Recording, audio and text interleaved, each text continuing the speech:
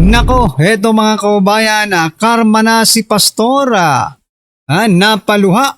Sibak na sa pwesto. Aba, yan po ang ating alamin sa video ito mga kababayan. Pero bago po natin simulan to, paki-like naman po ng video ito mga karibyo natin. Malaking tulong po yan. Maraming salamat po. At bago po natin i-play ang video yan mga kababayan, eto, pasadahan po muna natin itong mga nagte-trending na balita dito sa social media. Nako po. Ito po mga kababayan, sabi po dito kasi ni Senator Sherwin Gatchalian, kailangan pa ng 7 billion pesos upang matustusan ang posibleng repatriation ng mga OFW sa Middle East. Ayan mga kababayan, kailangan po ng 7 billion. Naiisip niyo po ba yung naiisip ko ngayon dito po sa 7 billion pesos na gustong maging budget sa repatriation po, no? Sa pagpapauwi ng ating mga kababayan diyan po sa Middle East, no? Ito okay lang naman ito no? Okay lang naman po ito kung walang halong korupsyon ng ating gobyerno. Kaso mga kababayan, isipin niyo dito nga sa flood control project, nakuha pa po nilang, di ba, pagnakawan, okay? Pagnanakaw naman talaga ang tawag dyan, di ba? Nagawa po nilang kurapin. Paano pa kaya itong 7 billion mga kababayan para sa ating mga OFW na nandoon po sa Middle East? What I'm trying to point out po dito, walang problema ito, kaso nga lang dudable po ang taong bayan, Baka mauwi lang to sa mali-malitang deliveries. Yeah. Kayo, ano po ang naiisip nyo patungkol po dito sa sinasabi ni Senator Sherwin Gatchalian na kailangan pa daw ng 7 billion pesos upang matustusan ang posibleng repatriation ng mga OFW dyan po sa gitnang silangan. Okay? Ito naman pong naging komento ng ating mga kababayan. Sabi po dito ni Rod Ocado Jr., benta ulit ng ginto at umutang ulit. Tapos yung kalahati ilagay sa maleta. Yan ang sinasabi ko, no? Kasi hindi po talaga no? Hindi po talaga lahat mapupunta yan sa kanila. Palagi pong may consumption silang ibinibigay sa taong bayan. Diba? Sabi po dito ni Tad, noted you're without honor, kaya standby muna yung eroplano dyan. Standby na yung eroplano nila. 7 billion, grabe naman, first class ata ang biyahe. Siyempre, kailangan first class yan, mga kaubayan. No? First class po sa dokumento, pero pagdating sa actual, nako po. Iwan ko na lang, diba? Mangutang na naman yan. Kaltasan nyo na lang sa maleta.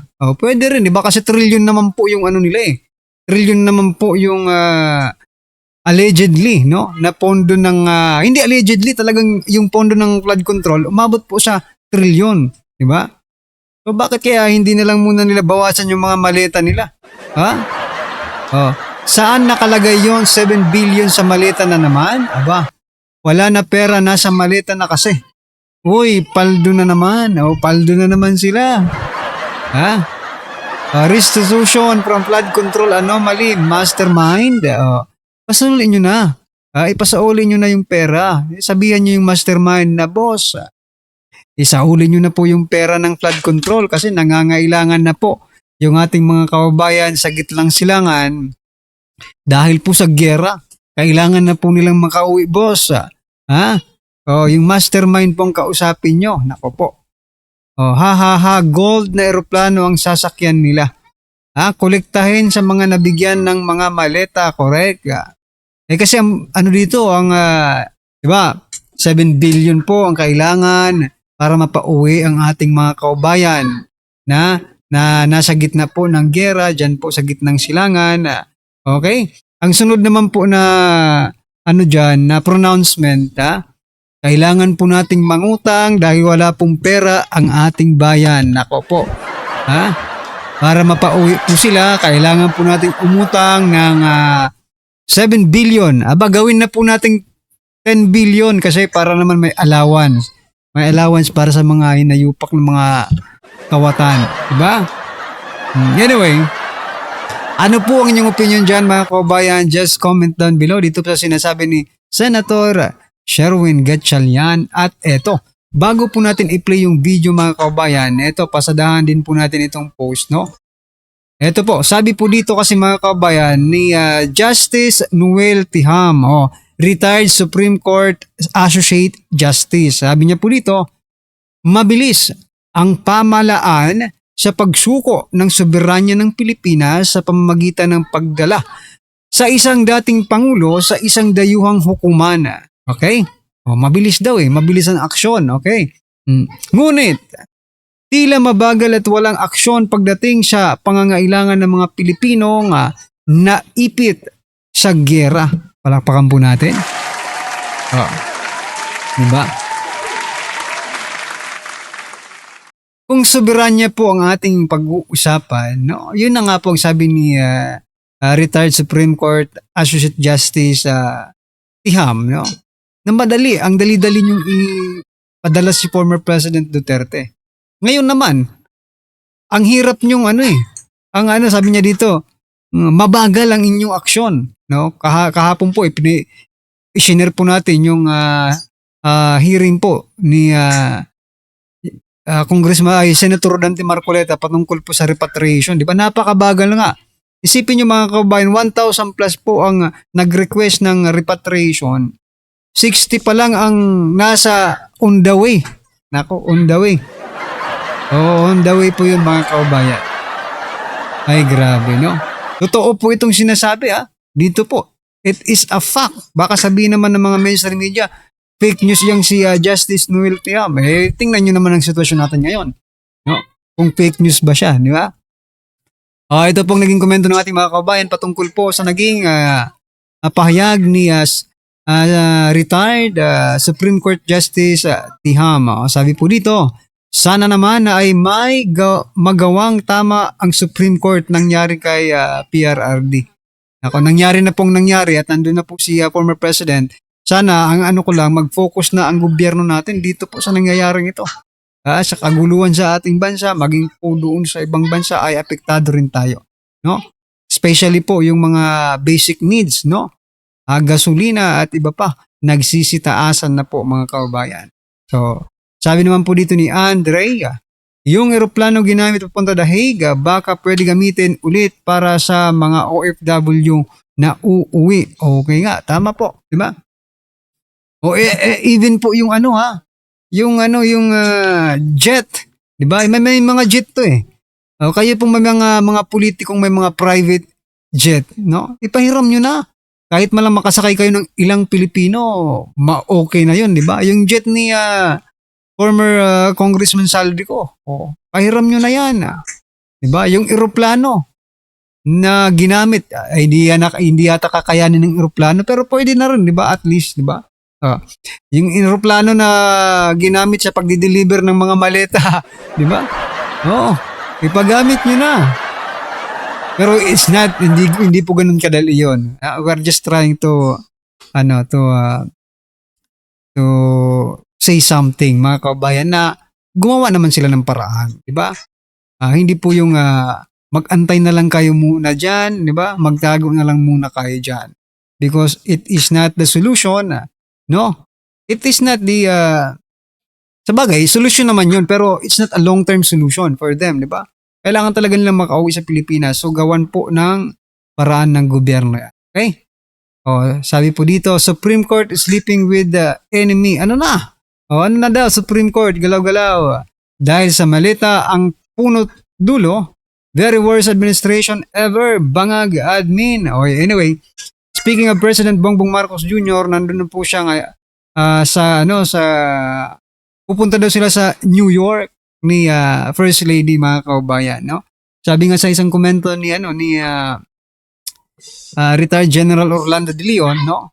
Na bakit kailangan pang ang presidente ang pumunta doon at makiusap sa presidente ng Amerika, di ba? At kasama pa ang First Lady. Pwede namang mga diplomats na lang po ang makiusap, no? Ambassador na lang po ang makiusap doon sa Kasi, tingnan nyo mayroon pa talagang impact whether or not si President Bongbong Marcos Jr. ang makiusap doon kay Trump na itigil na yung gera doon. So what do you think? Or ambassador na lang makiusap? Or magpaabot ng gustong iparating ng Pangulo? Diba? Kasi I think wala naman siyang magagawa. Sino ba ang Pangulo ng Pilipinas para kay Donald Trump? Diba? Para itigil yung ginagawa nila dyan sa Middle East. Diba? Anyway, siguro ko gusto lang ng presidente rin, di ba? Hindi natin alam kung ano ang purpose nila doon. Kayo, may naiisip po ba kayong purpose ng presidente kung bakit pumunta siya doon at hindi na lang yung ambassador ang magsabi doon ng kanyang gustong sabihin, di ba? Gagastos pa ang gagastos pa ang Pilipinas dyan Anyway, ano po ang inyong opinion dyan mga kabayan? Just comment down below.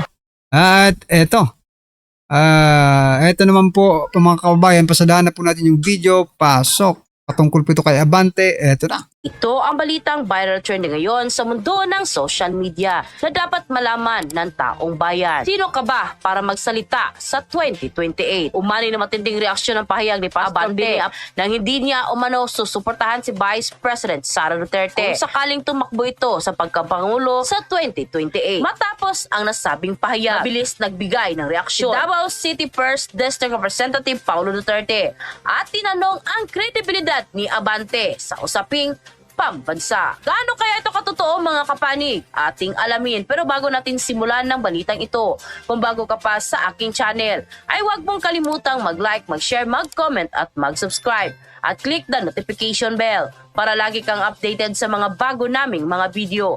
At yun na nga mga kapanig. Ayon pa kay Representative Paulo Duterte, kung magsalita yung napakalinis na pastor nyo dyan sa 6th District ng Maynila, nasisiraan na yata ito ng bait na parabang may mabigat siyang political weight sa usapin ng 2028. Dagdag pa niya, wala manang sapat na mandato si Abante mula sa taong bayan. Kung nasaan ka man ngayon sa posisyon mo, alam ng lahat na hindi iyan dahil sa mandato ng taong bayan, kundi dahil sa basbas ng leadership. Binigyan din ng umano'y pagkatao ni Abante sa nakaraang halalan. Talo ka sa sarili mong distrito. Hindi ka ibinalik ang mga botante ng Maynila. Sa huli, question niya kung kanino nga ba mahalaga ang suporta ni Abante. So when you say you will not support Sara Duterte for president, the honest question is, kanino ba talaga mahalaga ang suporta mo? Sa mga botante ng Maynila na matagal ka nang di pinili o sa ilang tao sa loob ng Kongreso? Ang palitan ng pahayag ay naganap sa gitna ng umiinit na usapin hinggil sa deklarasyon ni Vice President Sara sa pagtakbo sa pagkapangulo sa 2028. Para sa kampo ni Congressman Paulo Duterte, malinaw umano kung sino ang may mandato ng taong bayan, kung sino ang wala, at ito raw ang dapat maging batayan sa mga pahayag tungkol sa hinaharap ng bansa. Ayon So ang kapal din ng mukha ni Pastor, no, mga kabayan, ni Pastor Benny Abante. Anong pakialam namin? For example na lang, di ba? Ano pong pakialam namin kung ayaw mo pong sumuporta kaya Vice President sa pagtakbo ni Vice President Sara Duterte sa 2028? No? Who cares? Ngayon pa lang, alam naman po namin na hindi ka naman talaga supporter Di ba? Ngayon pa lang nagpapakita ka na. So, pinipilit ka ba? Sino nagsabi sa yung sumuportahan mo? Ba? May nagsabi ba sa yung suportahan mo si BP Sara? Naku, wag na. Huwag ka nang sumuporta. Magkakaroon pa ng utang na loob. Si BP Sara sa'yo no? Kahit pa sumuporta ka, ano rin parang alanganin sa'yo ang mga tao. Yung mga DDS. Paniniwalaan ka kaya nila na sumuporta ka? Kahit sabihin mo, no, sinuportahan ko si BP Sara. Maniniwala kaya sa'yo ang taong bayan na sinuportahan mo talaga siya?